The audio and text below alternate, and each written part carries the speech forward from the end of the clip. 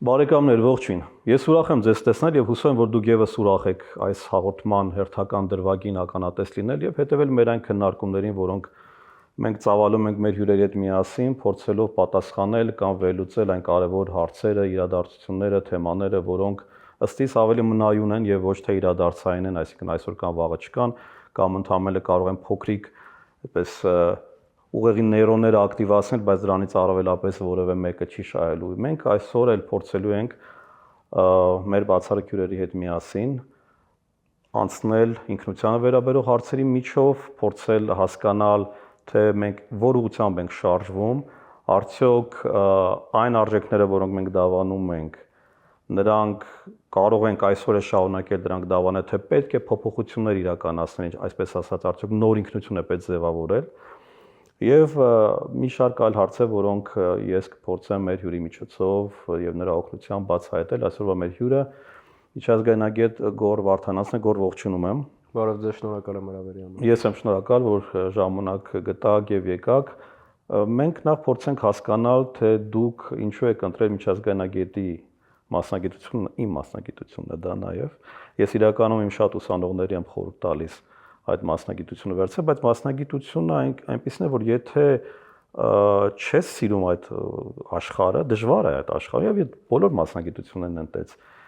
Դուք զբաղվում եք միջազգային հարաբերություններով, արտաքին քաղաքականությամբ, քաղաքական հաղորդակցությամբ, ինքնության դերն եք ուսումնասիրում միջազգային հարաբերություններում, տարածաշրջանային հարցերով եք զբաղվում։ Ես կուզեի հասկանալ, թե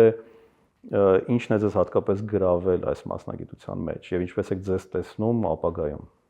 Շնորհակալ եմ հարցի համար։ Դեռ փոքրուց համատեղելով ունակությունները եւ նպատակները ընտրեցի ամենակարճ ճանապարհը երկրին լավագույնս օգտակար լինելու հարցում ու դեռ փոքր տարիքից միշտ ցկտել եմ ինչ-որ մի բան անել Հայաստանի համար։ Արտաքին քաղաքականությունը եւ միջազգային հարաբերությունները ինձ հետաքրքրել են, հաշվի առնելով լեզուների հանդեպ իմ հակումը եւ առհասարակ բազմակողմանի զարգացվածությունը, համարեցի, որ հենց միջազգային հարաբերությունները եւ հենց դիվանագիտությունը կլինի այն մասնագիտությունը, որ իր մեջ կզետեղի այդ ամբողջ գիտելիքների պաշարը եւ որի միջոցով կկարողանամ օգտակար լինել թե երկրի արտաքին քաղաքականությանը, թե երկրին։ Շատերը ինձ հաղորդումներից հետո գրում են, որ պետք է մենք հրավիրենք հյուրերի, որոնք նաև ներկայացնում են նոր սերունդ։ Ես իհարկե չեմ ուզում ինձ դասել արդեն 5 սերունդ, եւ իհարկե տարիքային արդեն կարող եմ այդպես էլ ասել, բայց ես այդ ոլորտում եմ մոտավորապես արդեն 25 տարի, եւ այդ ընթացքում տարբեր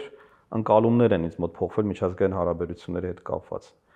Ինչպես ես դու տեսնում միջազգային հարաբերությունները այսօր եւ ինչպիսին իրենք կլինեն 5 տարի հետո քեզ։ Եվ Հայաստանն ինչ դեր է ունենալու, այսինքն որն է լինելու իր աշխարհաքաղաքական կոորդինատները, իր դերը եւ իր նշանակությունը այդ հարաբերություններում, այդ համակարգում։ Առհասարակ ես միջազգային հարաբերությունների նեոռեալիստական ուղղության կողմնակից եմ, այսինքն ուժի տեսանկյունից, ուժի եւ տնտեսության, առաջնահերթ ուժի, ռազմական ուժի մասին է խոսքը գնում, միջուկային զենքերի, զսպման մեխանիզմների եւ այլն, այսինքն ազգային շահերի, պետության ուժերի բալանսավորման, սակայն հասկանում եմ, որ դրա հետ մեկտեղ կա նաեւ կոնստրուկտիվիզմի նշույլներ միջազգային հարաբերություններում եւ լիբերալիզմի, այսինքն եթե ես ասում եմ, որ ուժն է կանխորոշիչը միջազգային հարաբերությունների թե տրանսֆորմացիաների թե առաջխաղացման, դրա հետ մեկտեղ ես չեմ բացառում նաեւ գաղափարների, որը կոնստրուկտիվիզմն է, ինքնությունների, այսինքն արժեքների, այո, արժեքների, այսինքն որ սոցիոլոգիական որոշ տարրեր նույնպես ձևավորում են երկրների արտաքին քաղաքականությունը, սա ես չեմ բացառում, ինչպես նաեւ համարում եմ ընդհանուր առմամբ, որ բալանսավորված պատկերացում պետք է ունենալ, այսինքն ցանկացած հարցի պարագայում չի կարելի դիտարկել միայն մեկ դիրքից, մեկ ուղղությամբ, մեկ պարադիգմով, այլ պետք է բոլոր պարադիգմները համատեղել եւ փորձել ճշգրիտ լուծում տալ տվյալ։ Այո, դու նշեցիր ըստ էության այն բաղադրիչները, որոնցով մենք միջազգային հարաբերության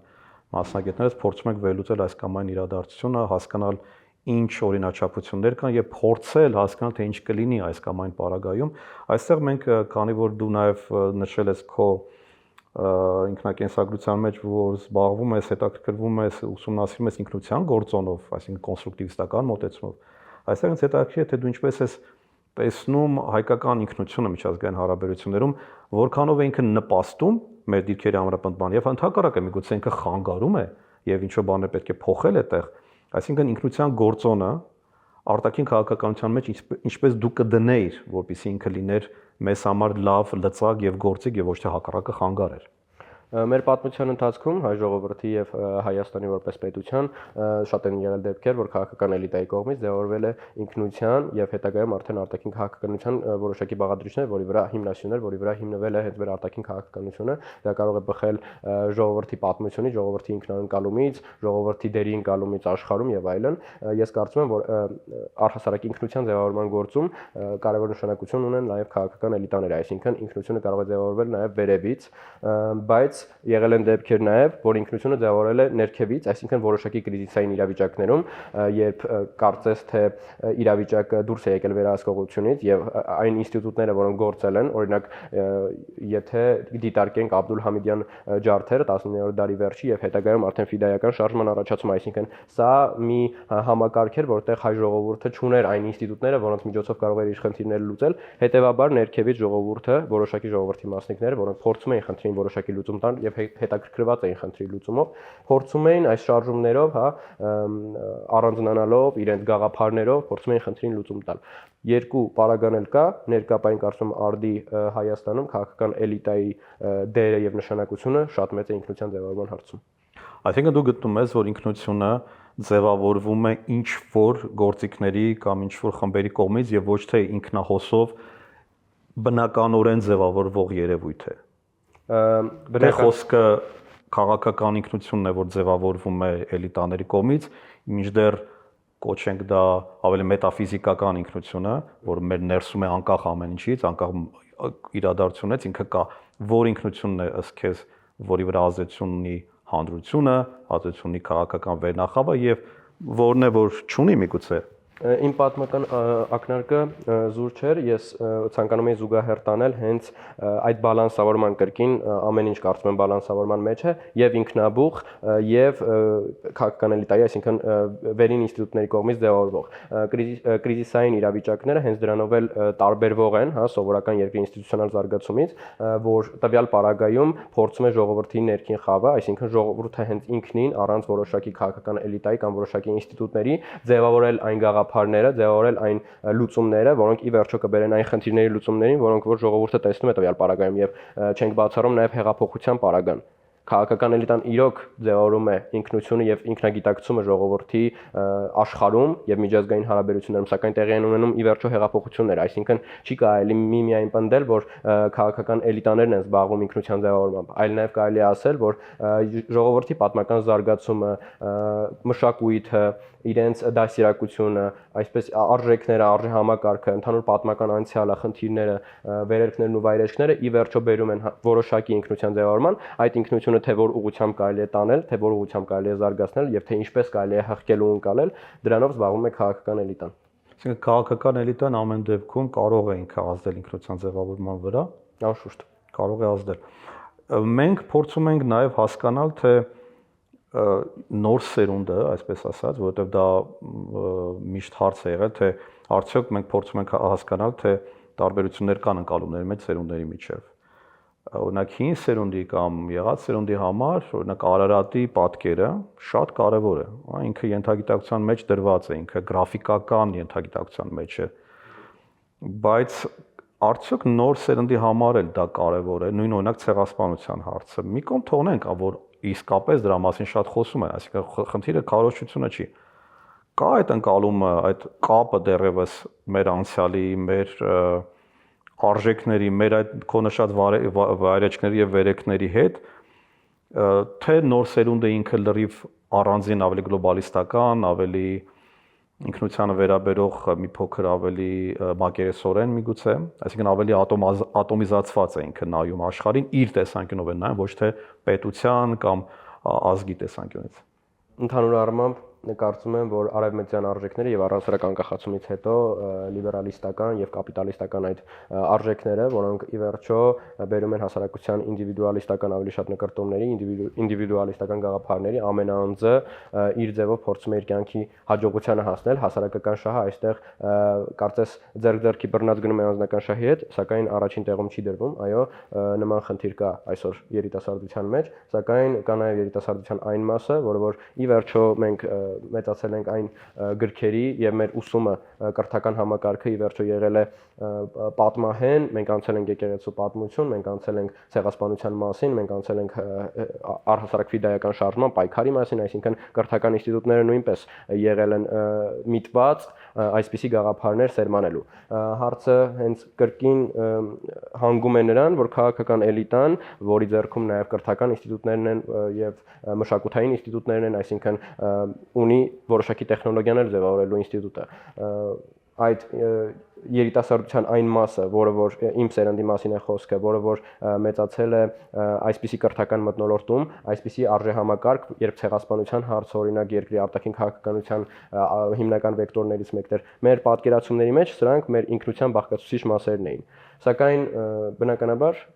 ինչպես նշեցի, փոփոխություններ կարող են տեղի ունենալ եւ այդ փոփոխություններին մենք հիմա ականատես ենք լինում, որ որոշակի հարցեր, որոնք առաջ եղել են առաջնահերթ, նույն արտաքին քաղաքականության պարագայում ներկա պահին մղվում են երկրորդ պլան կամ առհասարակ հանվում են բանակցային գործընթացներից։ Ըստ ես Հայաստանի արտաքին քաղաքականությունը այսօր նախաձեռնողական է, ավելի ագրեսիվ է, ավելի եսակենտրոն է, թե ինքը շարունակում է մնալ ավելի շատ ծառայելու, ավելի շատ սպասարկող արտաքին քաղաքականություն։ Կասեմ ավելի շատ դեռևս սպասող այն զարգացման փուլերին, որոնք թույլ կտան ագրեսիվ քաղաքականության վարել, մեր Հայաստանի Հանրապետության վարչապետը նշել էր, որ եթե նույնիսկ գոյություն ունեն օկուպացված տարածքներ, մենք ռազմական ուժով միջամտելու եւ վերադարձնելու հարց մեր առջեւ չենք դնում, այլ բանակցային գործընթացով եւ այլն, սա խոսում է ավելի շատ պաշտպանական դիրքերի մասին, քան հարձակողական, եթե նույն ադրբեջանական դիսկուրսն ու նարատիվը համեմատենք հայկականի հետ, ադրբեջանականն ու թուրքականը ավելի շատ միտված են, իրենց շահերի առաջմղման, այլ պետությունների շահերի հաշվին։ Իսկ Հայաստանը տվյալ պարագայում ես կարծում եմ, որ որոշակի սպասողական դիրք է ներկա պահին որդեգրել եւ տնտեսության զարգացումը եւ առհասարակ ինստիտուտների զարգացումը թե քաղաքական, թե ռազմական հետագայում կբերեն մի կարգավիճակի, երբ որ ազգային շահերը արդեն կարողանան առաջ մղվել նաեւ ձեր նշած ագրեսիվ, ավելի անգլերեն offensive ճանապարհով։ Offensive, assertive։ Մենք խոսում ենք հաճախ փոքր պետությունների եւ թերությունների, այսինքն թուլությունների, խոցելությունների մասին եւ նաեւ առավելությունների մասին։ Եվ գլոբալ առումով շատ կարևոր է, որ քաղաքական վերնախավը կարողանա շատ լավ իմանալ եւ մեկը եւ մյուսը, եւ ըստ այդմ ձևավորի այնպիսի արտաքին քաղաքականություն, որը ոչ միայն լինի սպասողական stand-by, այսպես ասած, դեռ արկախված, մինչեւ կտեսնենք ինչ կլինի, այլ ինքը կարողանա նախանշի ազգային շահերից բխող այն քայլերը եւ ուղղությունները, որոնք կապահովեն հետագայում նաեւ իր ճիշտ դիրքավորումը, որովհետեւ արտաքին քաղաքականությունը մենք շատ լավ գիտենք, միջազգային հարաբերությունների սկզբունքը կամ մատերիան այնպես է կառուցված, որ դու չես կարող վակուումներ թողնել, դրանք անընդհատ ու անընդհատ անմիջապես լցվում են, ինչպես որ ջուրը դու չես կարող կանգնեցնել, ինքը պետք է գա լցվի, հա։ Միջազգային հարաբերությունների համակարգը այդպիսի հատկություն ունի։ Հիմա ինչպես մենք պիտի մեզ դիրքավորենք, որ մենք կարողանանք այդ տեկտոնական նաև պարադիգմատիկ փոփոխություններից հետո ճիշտ դիրքում հայտնվել, ոչ թե նորից պարզվի, որ մենք ընդհանրապես փորձելու ենք խուսանավել այնպես, որ մաքսիմալ քիչ վնաս կրենք եւ ոչ թե մենք լինենք դերակատար որոշակիորեն։ Ընդհանուր առմամբ ես կարծում եմ, որ ներկա արտաքին քաղաքականությունը հենց իմ նշած սպասողական դիրքերի մեջ է, քանզի դրա մասին խոսում եմ ոչ միայն ես, այլ նաև երկրի արտաքին գործերի նախարարը եւ ազգային ժողովի նախագահը, որոնք ԵԱՏՄ-ից հեռանալու ոչ մի միտում չունեն եւ հայտարարում են դրա մասին, ինչպես նաև խոսում են Եվրոպական միությանը ավելի մերձենալու մասին, այսինքն կոմպլիմենտար քաղաքականություն է վարում որոշ կարգի, սակայն ինչ որ մի աստիճան է գալու, երբ որ մենք պետք է ընտրություն կատարենք, որովհետեւ այդ երկու համակարգերի օրենսդրությունները եւ առհասարակ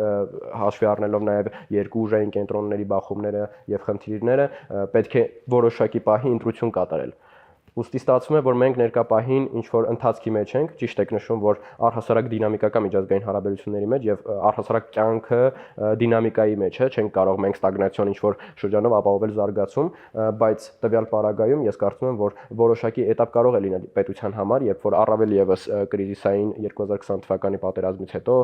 COVID-ից հետո, երբ որ երկիրը պետք է փորձի այդ իրավիճակից դուրս գալ, կարծում եմ որոշակի ժամկետ հարկավոր է երկրին, որպեսզի հիմնական ինստիտուտները, որոնց մասին խոսեցի, ոտքի կանգնեցնի եւ հետագայում արդեն իր ընտրությունը կատարի, որ այդ ընտրության համար շատ մեծ գին չվճարի։ Դու որպես երիտասարդ սերնդի ներկայացուցիչ ինչ խորհուրդ կտայր քո ավագ սերնդի ներկայացուցիչներին 90-ականներին քաղաքականությունը կառուցել, ինչն են իրենք սխալ արել ըստ քեզ, ինչ կուզեր, որ իրենք փոխեին եւ եթե հնարավորություն լիներ փոխելու, ինչը կփոխեր, եթե հիմա մենք հայտնվենք 90-ականների սկիզբ, որտեղ նոր անկախ պետություն էր ձևավորվում։ 90-ականների սկզբին առհասարակ Հայաստանի ներքին քաղաքականությունը միտված էր հենց սկսվեց Ղարաբաղյան շարժումով եւ անկախացումը եւ ի վերջո պատերազմը ամբողջը հենց այս հարցի շուրջ էր ներկա պահին տվյալ հարցը կարող եմ դիտարկել այն տեսանկյունից որ ժողովուրդը այն ժամանակ ի վերջո դուրս եկավ իր գաղափարի համար սակայն կրկին քաղաքական էլիտաները այդ գաղափարի իրականացման ճանապարհին բաժանումներ տեղի ունեցան ներքին քաղաքականության որոշակի փորձեցին վերականգնել ներքին քաղաքական իրավիճակը, քանի որ սովետական միությունը փլուզվել էր, Հայաստանը ճգնաժամային իրավիճակում էր եւ պատերազմը, այս էներգետիկ ճգնաժամը երկրի, կարծում եմ տվյալ պարագայում գործը ավելի շատ մերիտոկրատների ձեռքում էր, քան հասարակ ժողովրդի, որովհետեւ ժողովուրդը ի վերջո կանգնեց գաղափարի կողքին, հետագայում արդեն թե ինչ բաժանումներ, ինչ կրիզիսներ տեղի ունեցան, օրինակ հոկտեմբերի 27-ի խնդիրը, որ մինչեւ այսօր բացահայտված չէ, շատ լրջագույն խնդիր է, երբ երկրի սիմվոլներից, պետական ինստիտուտներից մեկում այսպիսի գործողություն է տեղի ունենում եւ մենք մինչ օրս չգիտենք դրա պատասխանատուները ովքեր են եւ բացահայտված չէ գործը, սա կարծում եմ լրջագույն խնդիր է եւ այս խնդիրը հենված է քաղաքական ինստիտուտների պատասխանատվության վրա, ոչ թե հասարակ ժողովրդի։ Իսկ ինչ կփոխեր այդ դեպքում։ Ինչն է ասքեզ, որ ճիշտ է, ինչպես օրինակ, երբ մարդու ենթադրենք մարդը վնասված կոտրվածք է ստանում, եթե ճիշտ չես կպցնում այդ կոտրվածքը ինքը սխալ ձևով է աճում։ Հիմա արդյոք կան բաներ ասքեզ, որոնք այն ժամանակ սխալ են կպցրել, սխալ են պետականության հիմքում դրել եւ դրա պատճառով շենքը ոչ այդքան ճիշտ ուղղությամբ է կառուցվել եւ նաեւ ինքը այդ պիզայի աշտարակի նման միգուցե եւ փլուզվել է կամ փլուզվելու ընթացքում է կամ կարող է փլուզվել, այսինքն սխալ բաներ կան հիմքում ասքեզ։ Ես մի գիրք էի կարդում Տարոն Աջեմօղլու եւ Ռոբինսոնի գիրքը, որը Նոբելյան մրցանակի արժանացավ, այնտեղ ինստիտուտների մասին է հենց, թե ինչու են որոշակի պետություններ աղքատ, որոշակի պետություններ հարուստ, եւ ի վերջո փիլիսոփայական հարց է առաջանում եւ հեղինակները անընդհատ փորձում են մոլեկուլային մակարդակով խորանալ եւ հասկանալ խնդիրը որն է, որ որոշակի պետություններ, նույն ասենք Հայաստանի օրինակով եթե դիտարկենք աշխարհագրական դետերմինիզմն է պատճառը թե ինչը թե հարևան երկրները այստեղ պարզ մարդկային ագահության խնդիր է իրենց կարծիքով եւ պարզ մարդկային արատների խնդիր է մարդիկ առհասարակ իշխանությունը ունի այլասերվելու հակում ունի բաժանվելու հակում ժողովրդին բաժանելու իր իշխանությունը պահելու համար եւ այդ խնդիրները որ ի հայտ են եկել ամենաթողության պատճառով չեն եղել այն ինստիտուտները, որ պետական, օրենսդիր, գործադիր, դատական, որպեսզի ենթադրում է դեմոկրատական ցանկացած պետություն, զսպման մեխանիզմները չեն եղել եւ պետությունում եղել է ամենաթողություն, ինստիտուտները չեն եղել կրթական համակարգը հետագա սերունդներին ձևավորելու համար, որոնք պետք է մաս կազմեին թե երկրի արտաքին քաղաքականության, թե երկրի կառուցման չեն եղել եւ տվյալ պարագայում կարծում եմ, որ կարելի է այս փազլը հավաքելով տալ այն հարցի պատասխանը, թե ինչու ի վերջո տեղի ունեցան այդպիսի ճգնաժամեր, նույն մարտի 1-ը հետագայում եւ ընդհանուր հեղափոխությունը ի վերջո։ Իսկ հիմա այդ մեխանիզմները կան, այդ հավասարակշռման, զսպման, արդյոք նույն 2018 թվականի նաև իրադարձությունները կամ ճգնաժամը հենց արդյունք չէին նախորդ ճգնաժամերի, որ չկար այդ հավասարակշռումները եւ քաղաքացիական հասարակությունը չուներ իր հստակ դերակատարությունը եւ նաեւ կար իշխանության ուզուրպացիա եւ եթե այո, ապա այդ նույն ուզուրպացիան չի շարունակվում այսօր նույն սահմանադրության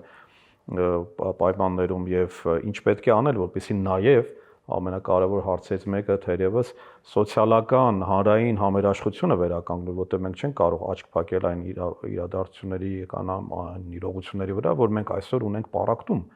պոլարիզացիա, բևեռայնացում ունենք հստակ այդ անգլերեն ասում են social cohesion, որը չկա, այդ social cohesion-ը եւ առանց որոնց դժվար է այդ ցեմենտը, եթե բացակայում է, դժվար է ինքնության կամ պետականության կառույցը երկարաժամկետ կտրվածքով ամուր պահել։ Ճիշտ եք նշում, արդի ամենագլխավոր խնդիրներից մեկը հենց հասարակության բևեռացումն է ու երիտասարդ սերունդը դրանից դժում է նույնպես, քանզի օբյեկտիվ կարծիքները ավելի սակավ են, քան էմոցիոնալ գնահատականները եւ անցյալի իդեալականացման այսպես տրամաբանական սխալների վրա հիմնված, այսպիսի գնահատականները, ընդհանուր դինամիկան, ինչպես նշեցիք, միջազգային հարաբերություններում կա եւ դինամիկան կա նույնպես ներքին քաղաքականության մեջ, այսինքն ամեն դեպքում պետությունը առաջ է գնում, զարգանում է, տրանսֆորմացիաներին փորձում է պրագմատիկ մոտեցում ցույց տալ, հարմարվել եւ ինչ որ զարգացման մակարդակի պետությունը կարող է հասնել։ Տվյալ պարագայում կրկին պատասխանատվությունը ինստիտուտների վրա է, քանզի ժողովրդի բևեռացումը ի սկզբանե սկսվեց նրանից, որ հեղափոխության գաղափարը հենց մերժումն էր նախորդ իշխանության, նախորդ ռեժիմների եւ այդ թալանի, այդ համակարգի, որը որ գոյություն էր ունեցել եւ որը որ չէր բերել ժողովրդյան երազած հայրենիքին, որը որ ժողովուրդը պատկերացնում էր ի վերջո դուրս գալով Ղարաբաղյան շարժման։ Սակայն խնդիրներ կան առ այսօր եւ խնդիրներ կան կապված կրկին ինստիտուտների հետ, կապված կրկին զսպման եւ հավասարակշռման մեխանիզմների հետ, ի վերջո դեմոկրատիան ասում են, որ ամենալավ կառավարման մեթոդը չէ, բայց լավն է նրանց մեջից, որոնք որ գոյություն ունեն։ Թերևս մարդկային գործոնը որտեղ որ կա, այդտեղ գոյություն ունեն սխալներ եւ չի կարելի միանշանակ պնդել, որ 2018 թվականից հետո այն խնդիրները, որոնք գոյություն են ունեցել, իսպառ վերացել են։ Այսօր ես ինքս էլ աշխատելով հիմնականում ուսանողության աշակերտների հետ, ես իրենց մոտ նկատում եմ որոշակի տարբերություններ ընկալումներում Հայաստանի մասով, ինչը լավ է, բայց մյուս կողմից էլ ուզում եմ հարցնել արդյոք քո սերունդը, եթե օրինակ հնարավորություն ունենա, իհարկե չես կարող բոլորի փոխարեն պատասխանել, ուղղակի հետաքրքիր է կարծիքը, եթե հնարավորություն տրվի դրսում ապրելու եւ շարունակելու ուսումը, աշխատանքը, ըստ քեզ նոր սերունդը նախընտրում է գնալ ապրել դրսում, սովորել դրսում, մնալ դրսում, թե վերադառնալ կամ չգնալ ընդհանրապես։ Ես հարցին իհարկե կարող եմ պատասխանել միայն իմ անձնական օրինակի հիման վրա եւ այն մարդկանց օրինակով, ում հետ որ շփումներ ունենում եմ, ընդհանուր պատկերին ծանոթ չեմ։ Ես անձամբ իմ ապագան պատկերացնում եմ արտգործնախարարությունում եւ ինչպես նշեցի իմ կյանքը ի սկզբանե ես ցանկացել եմ նվիրել երկրին եւ շատերը այսօր ի վերջո մնում են Հայաստանի Հանրապետությունում եւ չնայած որ այն իրենց երազած կյանքին, որը որ թվացial կարող է լինել այն երկրներում, որոնք ավելի շատ հնարավորություններ են խոստանում, բայց մարդիկ մնում են եւ արտագաղթը այս տարի, եթե չեմ սխալվում, արտագաղթի թվերը նվազել են եւ ներգաղթը շատ ավելի շատ է եղել 40,000-ով, եթե չեմ սխալվում։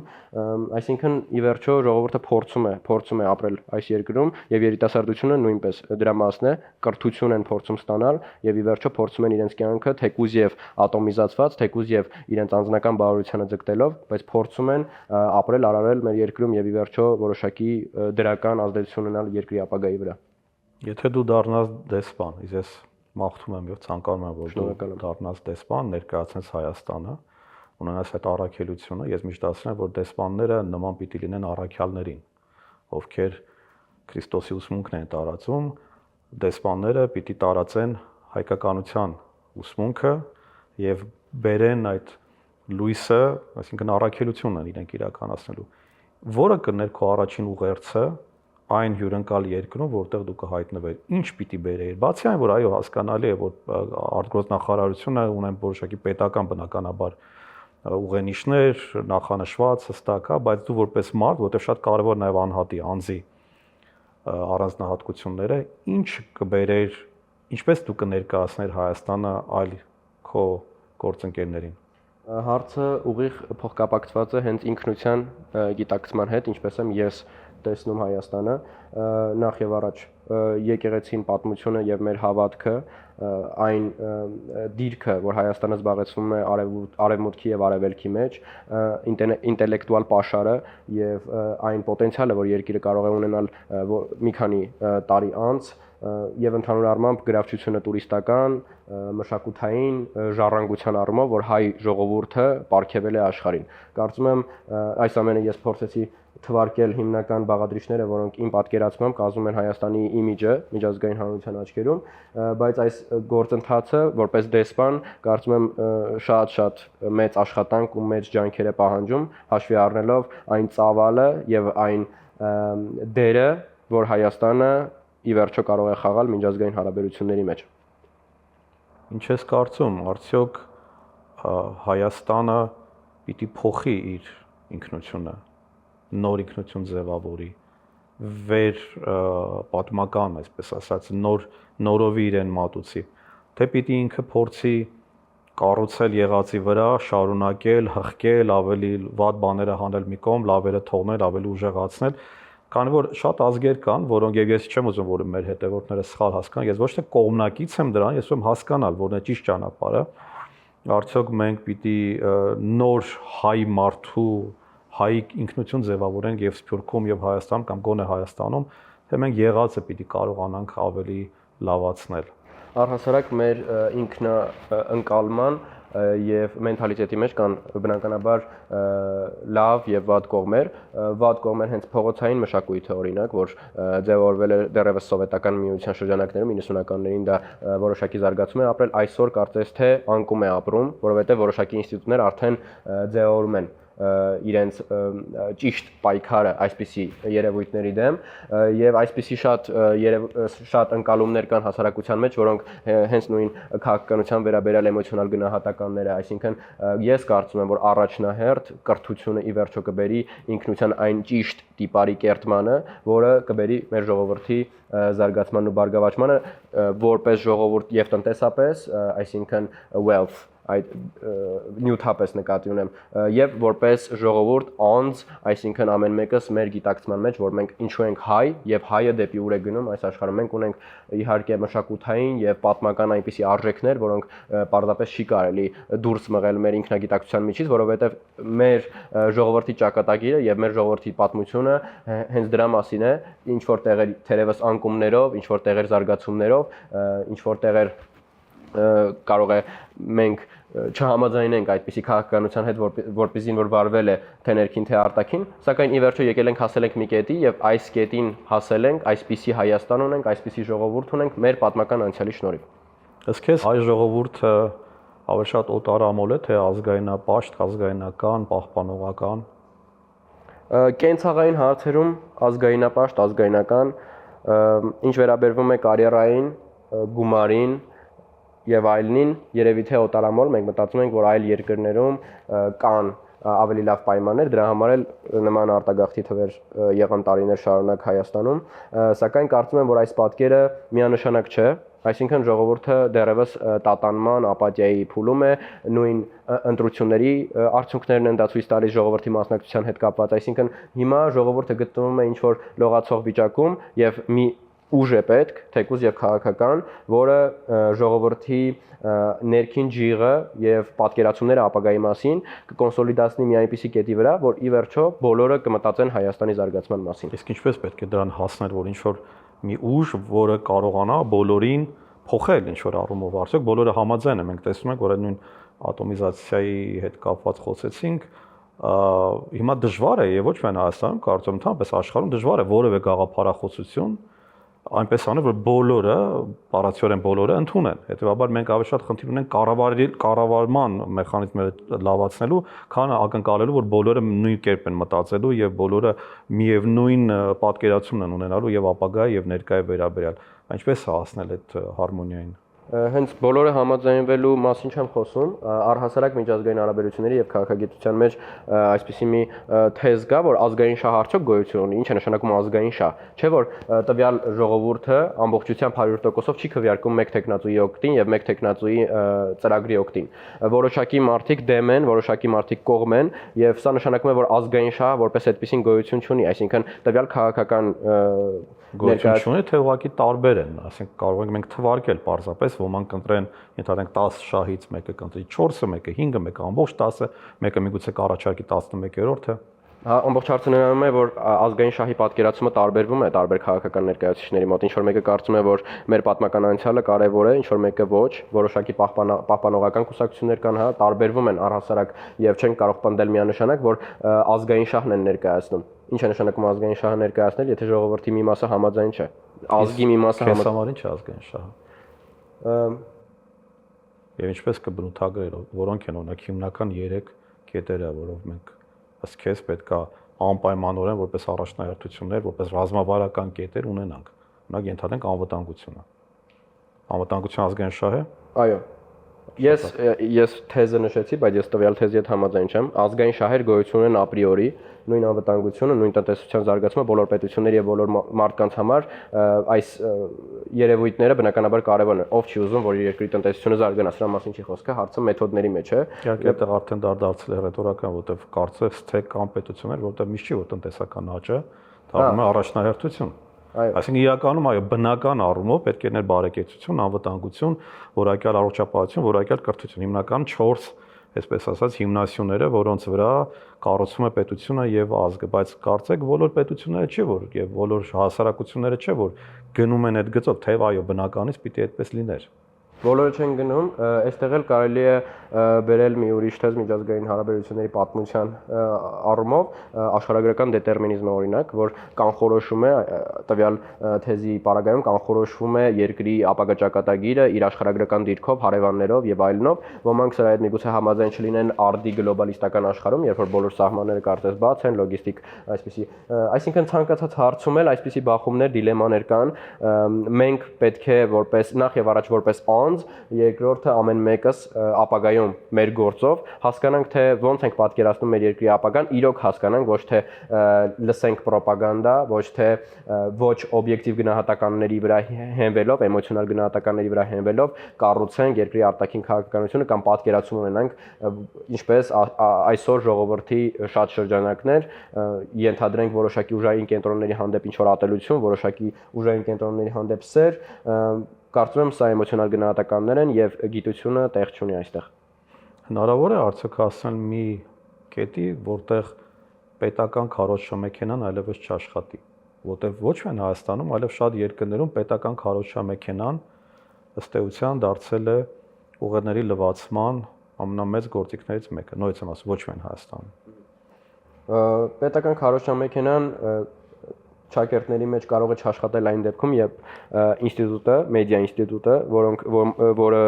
ոմանք համարում են 4-րդ իշխանական թև, կարողանա այնպիսի զարգացում ապրել, որ ալտերնատիվ աղբյուրները տան օբյեկտիվ ինֆորմացիա եւ որոշակի ալիքներ, որոշակի պարբերականներ չպատկանեն կոնկրետ անձանց, որոնք ունեն քաղաքական որոշակի նկարտումներ, այլ գիտական, օբյեկտիվ հոդվածների տեսքով կլինի, այստեղ արդեն կարիք կա ժողովրդի կրթական մակարդակի բարձրացման, որպեսզի ժողովուրդը կարողանա ընկալել նմանատիպ ինֆորմացիա, թե ինչպես դա պետք է արվի, կարծում եմ քաղաքական տեխնոլոգիաները եւ իշխանությունը դրա մասին ինձնից ավելի շատ լավ։ Կա կարծիք, որ մեզ մոտ այսինքն թվեր կան, որ գրագիտության աստիճանը բավականին ցածրացել է համեմատած խորհրդային տարիների 90-ականների, 2000-ականների տարբեր պատճառներով եւ մարդիկ սկսել են առաջինը քիչ կարդալ, լուրջ գրականություն, լուրջ վերլուծություններ, այդ թվում օրինակ այս հաղորդումը ինքը չի կարող դառնալ 100,000-ավոր դիտումներ ունեցող հաղորդում տարբեր պատճառներով։ Իհարկե, ես միշտ էլ ուրախ եմ, երբ որ մեր հետևորդները դիտարկումներ են անում, քննադատություն են հնչեցնում, բայց մենք ունենք մի խնդիր, որ այսօրվա հանրությունը եւ Հայաստան եւ այլուր այլևս չի ուզում, այսպես ասած, շատ ուղեղը լարել եւ ավելի հեշտ է փորձում սպառել ավելի հեշտ ուտվող նյութերը, հա, ավելի մարսելի նյութերը, քան բարդ, երկար, դա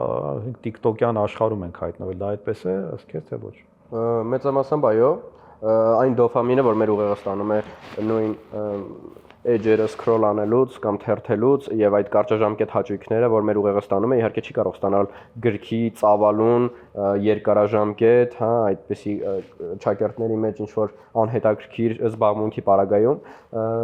ինչպես եւ սպորտն է օրգանիզմի համար, առհասարակ մեր ուղեղը փորձում է մաքսիմալ քիչ էներգիա ծախսել, որպեսզի մեր կենսունակությունը պահպանի ավելի երկար, սակայն դա խաբկանք է ինքներս մեզ, եթե մենք նույն սպորտով զբաղվենք, գիրք կարդանք, մենք կզգանք, որ հոգեպես եւ մտավոր առումով մենք մեզ ավելի լավ ենք զգում որպես մարդ եւ ավելի լավ ենք պատկերացնում առհասարակ աշխարհը եւ աշխարհը ճանաչում ենք։ Մարդը առհասարակ ամբողջ կյանքի ընթացքում նախ եւ առաջ արարիչ է, արարիչը մեզ ստեղծել է արարիչ եւ երկրորդ հերթին փորձում է գտնել կյանքի իմաստը եւ այսպիսի էգզիստենցիալ հարցերի պատասխանել, որոնց պատասխանը չի կարող ստանալ պարզապես մեդիա դաշտում կամ համացանցներում։ Գրքերն են դրա պատասխանը եւ գրքերն են միակ բանալին, որոնք կբերեն իմ նշած օբյեկտիվ գնահատականների, կբերեն կրթական մակարդակի զարգացման եւ կբերեն այնպիսի հանրության ստեղծման եւ այնպիսի քաղաքական մշակույթի ստեղծման, որը ի վերջո մեր երկիրը կզարգացնի։ Գրքի ընթերցանությունը առանց ռեֆլեքսիայի գրեթե արժեք կամ նշանակություն չունի։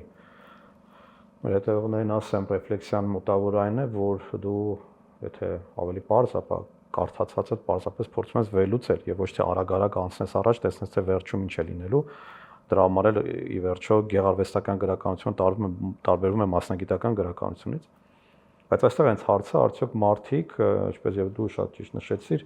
իրենք ուզում են շուտ արդյունք ստանալ։ Այս պայմաններում մենք ինչպես ենք կարողանալու պահպանել շատ ու շատ արժեքներ, որոնք պահանջում են բավականին ջանք, եւ օրինակ ենթադրենք շատ մարդիկ շատ հանգիստ կգնան ինչ որ մի պոպ երգչի, երգչուհու կամ ռաբիզ երգչի համերգին հազարներով, 100,000-ներով, բայց դրանցից 1%-ը կարող է գնալ մատենադարան, ոչ թե որպես ուղակի էքսկուրսիա, այլ գնալ եւ տեսնել, թե իր պապերը ինչ ժառանգություն են թողել եւ ինչ է գրված ի վերջո այդտեղ։ Ես համարում եմ, չեմ ցանկանում սնոբիստական ինչ-որ դիրքերից խոսել, որ շատ վատ են անում, որ համերգների են մասնակցում եւ այլն։ Բացարձակ, վատի խնդիր ես համարում եմ, շուտ արդյունք ձեր ասած այդ դոպամինի միանգամից ստանալը, մինչդեռ երկարաժամկետ կտրվածքը դու չգիտես կստանաս թե չէ, եւ դու սկսում ես հոգնել, ձանձրանալ, քեզ հետաքրքիր չի, դու ուզում ես անմիջապես թերթել, արագ եւ տեսնել ինչ եղավ վերջում։ Դե արդի աշխարհում հենց դոպամինի արագ ստացման խնդիրն է ի վերջո խոչընդոտում մարդկանց զարգացմանը եւ այդ թեզերը, որ հոտային համակարգի հենց ռոպագանդա գրքում Բեռնեյսի հոտային համակարգի ավելի հեշտ կառավարման, ժողովրդի ցածր կրթվածության պարագայում ավելի հեշտ կառավարման մասին է խոսում, այսինքն իհարկե մարդիկ իրավունք ունեն այս կյանքը վայելելու եւ կյանքից հաճույք ստանալու, սակայն վստահեցնում եմ, որ հոգեվոր հաճույքը, որը վերաբերում է օրինակ քրիստոնեությանը, ընթերցանությանը, քրիստոնեական արժեքներն այսօր շատ անկում են ապրում եւ սա խնդիր է, որի վրա մոտ թե ընդհանրապես եւ մեզ մոտ եւ աշխարհում։ Բայց քրիստոնեական թե ընդհանրապես կրոնական, այսինքն օրինակ նույն մահմեդականության մասով, բուդդիզմի մասով, հինդուիզմի մասով, հրեականության մասով։ Ընդհանուր կրոնական ես խոսում էի Հայաստանի մասին, տվյալ պարագայում կարծում եմ, որ առհասարակ մարգինալ խմբերը եւ մարդիկ առհասարակ ձգտում են ավելի շատ կապիտալիստական այդ գաղափարներին, արժեքներին եւ արագ դոֆամինը նույնպես արագ դոֆամինը ուղիղ փոխկապակցված է գումարի հետ։ Բայց ինքը անդառնալի գործընթաց է, թե կարող է նորից հակառակ շրջվել եւ մարդը նորից սկսել անդադ աստված փնտրելի, որի արդյունքում էլ ինքը նոր կրոններ է ստեղծելու ի վերջո։ Ամեն ինչ կարող է լինել Հայաստանում հայկական քրիստոնեական մշակույթը ամեն դեպքում պատմական անցյալ ունի, շատ խորը հիմքերի վրա, չեմ կարծում, որ կտրուկ բեկումներ լինեն Հայաստանում եւ հաշվի առնելով, որ մենք մոնոէթնիկ երկիր ենք, մեծամասնությունը հայ ժողովուրդն է, ընդհանուր մշակութային մտածողությունը կարծում եմ դժվար թե որոշակի բեկումնային ինչ-որ փոփոխություններ ապրի։ Քրիստոնեությունը կմնա, պարզապես հարցը նրանում է, որ մենք ճիշտ ընկալենք քրիստոնեական արժեքները, կարդանք Աստվածաշունչ, աղոթենք եւ փորձենք գտնել ճշմարտությունը, որը որ կարծում եմ հայ ժողովրդի առհասարակ ինքնության նախ եւ առաջ եւ զարգացման հենասյուներից մեկն է։ Ժամանակակից աշխարհը փորձում է առանց սահմանների տեսնել հարաբերությունները,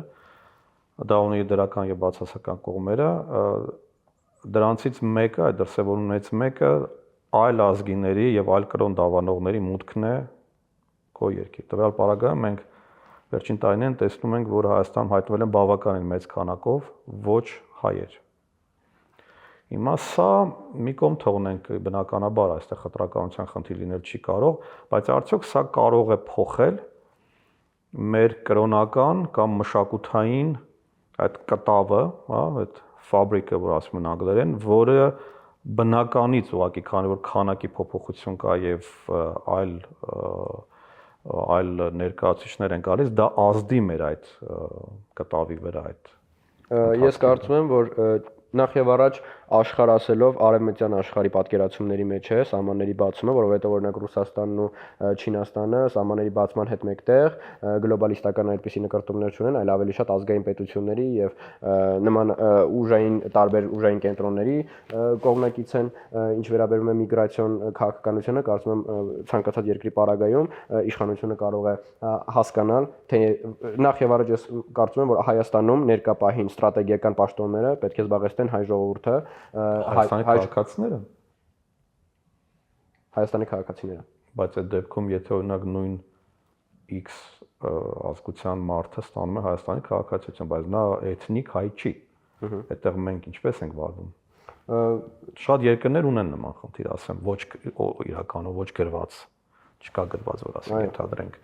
այս մարդը չի կարող դրա մասին եմ հենց խոսում, որ Հայաստանում Հայաստանի պարագայում դժվար կլինի այդ սոցիալական վերելակները ապահովել այն ժողովուրդների ներկայացուցիչների համար, ովքեր բնիկ հայ չեն, որովհետև մեր ընկալման մեջ, պատմության ընթացքում եւ այլն, մեր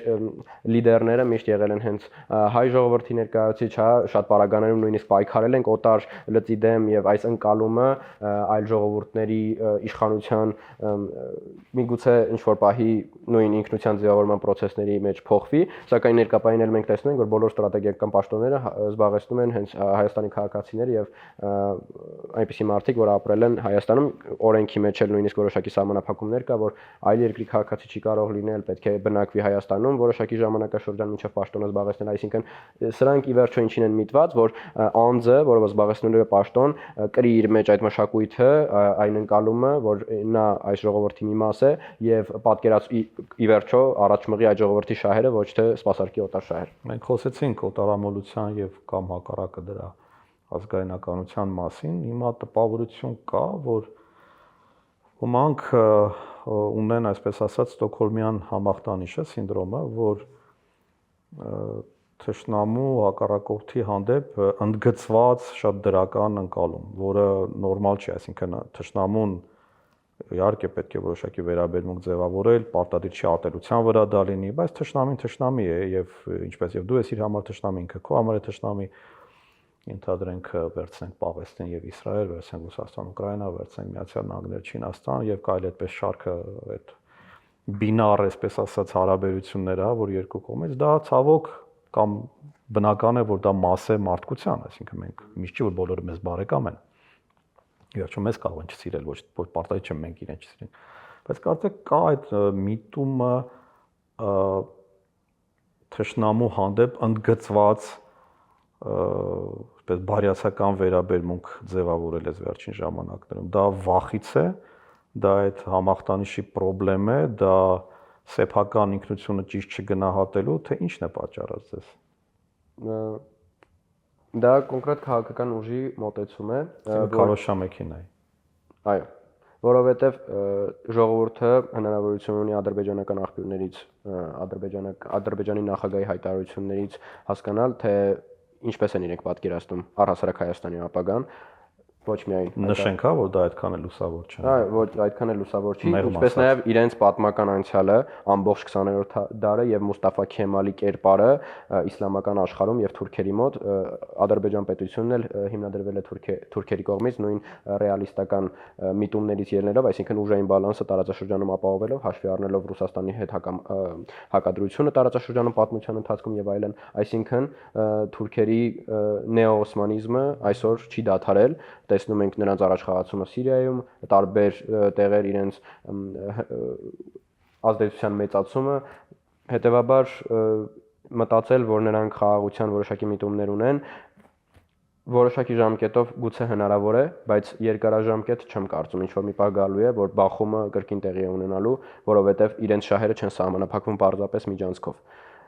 այսօր շատ հասարակական կազմակերպություններ Ադրբեջանում, որոնք ֆինանսավորվում են նախագահի աշխատակազմի կողմից, այն դիսկուրսն են առաջ մղում, որ որոշակի տարածքներ Արևելյան Հայաստանից, Արևմտյան Ադրբեջան թեզի ներքո, որ իրենց տարածքն են, ժողովուրդը պետք է իրենց վերադառնա 300,000 մարդ, այսինքն որքանով է սա իրատեսական, ներկապային չեմ պատկերացնում, սակայն գուցեև դրա Վերադարձը թե վերադառնալու հետևանքը։ Իրենք վերադարձի մասին են խոսում, վերադառնալու հետևանքներն արդեն տվյալ պահին իշխանությունը երևի թե կփորձի կոմպենսացնել որոշակի քաղաքական տեխնոլոգիաներով, դրա մասին ես չեմ կարող խոսալ, որովհետև չեմ տիրապետում այն ինֆորմացիային, որին տիրապետում են իշխանությունները։ Կարևոր բան նշեցիր, կարճաժամկետ հնարավոր է, որ ինքը դրական բան ունենա, երկարաժամկետ խնդիր է, այստեղ պետք է նշել, որ եթե լինի նման բան վերադարձ, դրան զուգահեռ պիտի լինի նաև անկլավների վերադարձ, սահմանադրության փոփոխություն, կհայտնվեն Ադրբեջանի նախ եւ առաջ Հայաստանի տարածքային ամբողջականության վերականգնում։ Դա կարևոր դրվագ է, ելի հարց է առաջանում, թե Ադրբեջանը ինչ է հասկանում տարածքային ամբողջականություն ասելով Հայաստանի։ Դա ընդհանրում է տարբեր նաև կուսակցությունների ադրբեջանական ֆինանսավորում, դա ընդհանրում է ազգային ժողովում ադրբեջանցիների իհայտ գալը, որովհետև եթե նրանք ապրում են, եթե էթնիկ խումբ են, իրանք կարող ավելի շատ լինեն, քան եզդիները, հետեւաբար դու պետք է հաշվի առնես այդ դրվագը եւ սահմանադրությամբ ամրագրես արդեն իրենց իրավունքները լեզվի, մշակույթի, կրոնի եւ քաղաքական ներկայության եւ սա վերելու նա, որ ամբողջությամբ Հայաստանի այն Հայաստանը, որ մենք գիտենք հիմա, ինքը այլևս չի լինելու։ Համաձայն եք։ Համաձայն դուք որևէ սցենար նկարագրեցիք, որը հնարավոր է տվյալ պարագայում, սակայն ինչպես նշեցիք, կարճաժամկետ տնտեսական որոշակի հաջողությունները հնարավոր է երկարաժամկետ առումով բերեն խնդիրների։ Այսօր ես դժվար հարց պիտի տամ, որ եթե դուք վաղը լինեք դեսպան, եւ ես շատ կուզեմ, որ դուք լինեք դեսպան, այսինքն դառնաք բարձրաստիճան դիվանագետ։ Եվ ձեր պատկերացումը չհամընկնի պետական քարոզչության կամ պետական քաղաքականության, քարոզչության մի կողմ դենք, պետական քաղաքականության հետ։ Օրինակ, իմ պարագայում նման դրվագներ շատ են եղել։ Ես համաձայն չեմ եղել պետական այս կամ այն ուղղության հետ եւ երբեք անգամ լինելով պետական պաշտոնյա չեմ թաքցրել իմ անհամաձայնությունը։ Դուք ինչպես եք անելու։ Ես առասարակ կողմ եմ կոնստրուկտիվ դիալոգներին եւ պետական ապարատում եւ առասարակ կյանքում, այսինքն եթե որոշակի բանի հետ համաձայն չես, կարող ես դա վիճարկել քննարկման արդյունքում ի վերջո ճշմարտությունը ի հայտ գա։ Բնականաբար հայկական իրականությունում եւ առասարակ աշխարհում իերարխիկ այդ տարբերությունը քո վերադասը կարող է քեզ դրթել որոշակի գործողությունների, որոնք դու չես պատկերացնում կբերեն զարգացման, սակայն դրա մասին է հենց դիվանագիտությունը, բալանսավորման մասին է, պետք է փորձես իհարկե քաղաքական ուժի, կուսակցական ուժի շահերը, որոնք որ իհարկե առաջ են մղում նաև արտաքին քաղաքականության միջոցով, բալանսավորել այն պատկերացումների հետ, որոնք դու ունես քո այն երկրում, որտեղ որ դու դեսպան ես,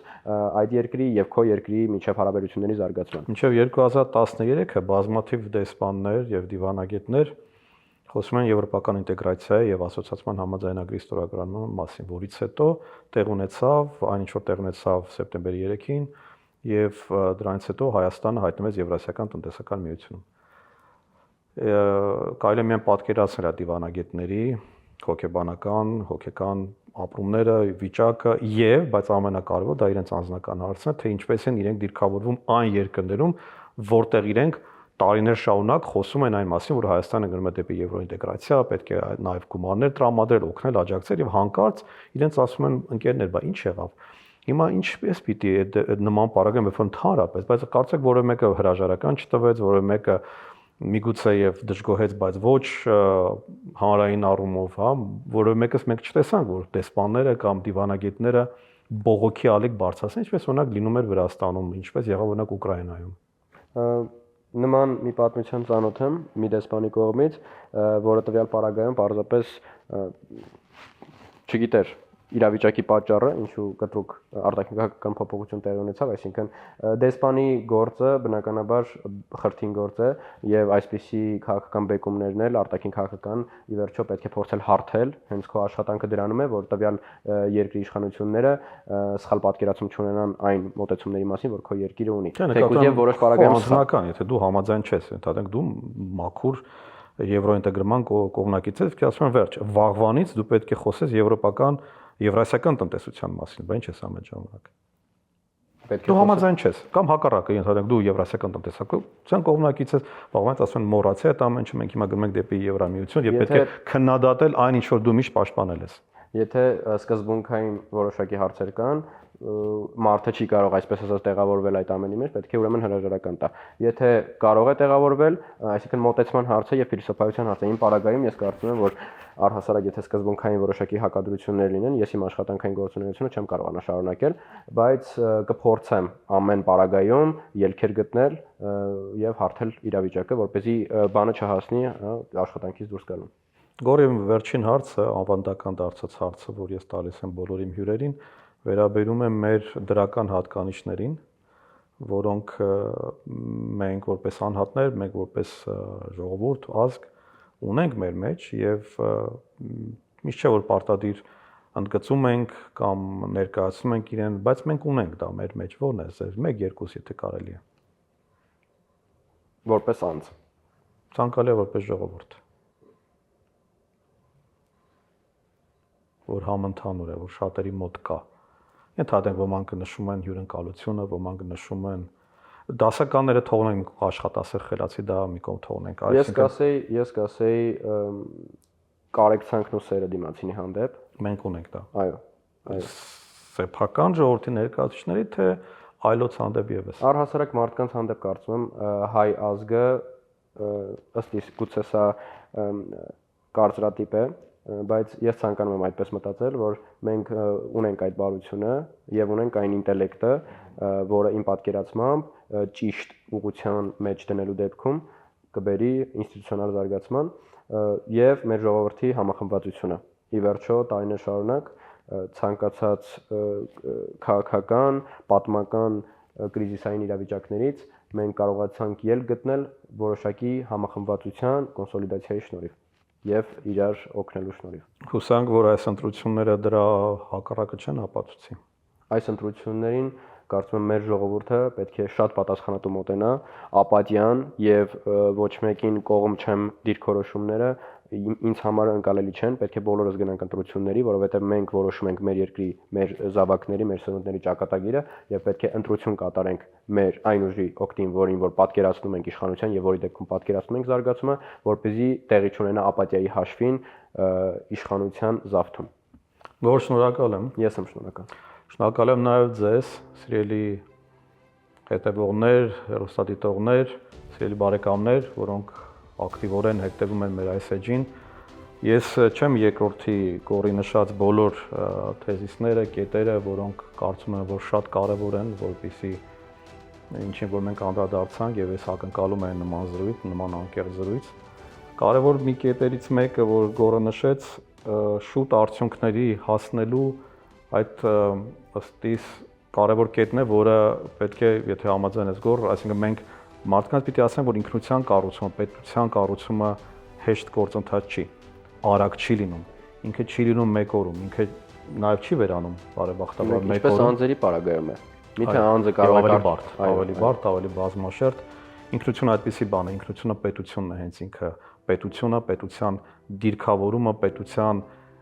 ընկալումը իր իսկ մասին եւ կարեւորը թե ինքը ինչպիսի ուժ եւ ազդեցություն է պրոյեկտում արտաքին աշխարհի վրա։ Մենք փորձեցինք այսօր, ինչպես ասում են, նոր սերնդի ներկայացուցիչի հետ եւ մաղթենք Գորին իհարկե հաջողություններ իր բռնած ճանապարհին եւ գործին, բարձել այս հարցերի պատասխանները, ստանալ որոշակի մեկնաբանություններ։ Շնորհակալություն եւս մեկ անգամ, իսկ դուք ամենակարևորը չվհատվեք։